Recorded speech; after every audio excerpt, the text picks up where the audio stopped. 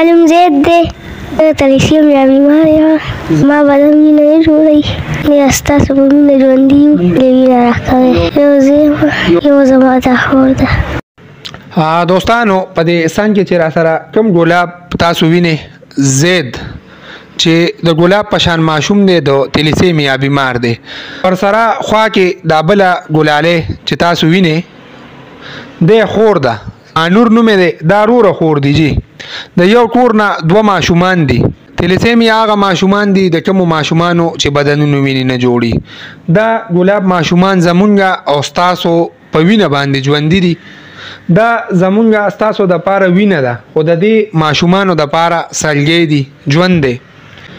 دې دواړو ته وینې خیږي پردی وینې ورته خیږي او په پردی وینه باندې دي ژوندي دي. دې ته کله هفته پس وینه وخیږي کله ورته 15 ورځې پس وینه وخیږي.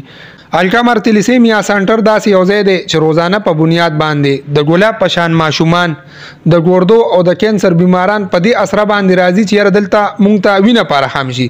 د القمر تلیسیمیا سټاف دا کوشش دی چې دې مریضانو ته وینه فراهم کړي د دې مدد او خدمت وکړي.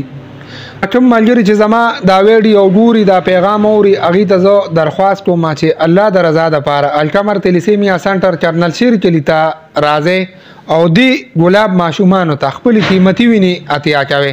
دا ماشومان زمونږ او ستاسو د وینې په انتظار دي. دا هغه ماشومان هغه مریضان دي چې د وینې یوې قطرې پسې رنځېږي.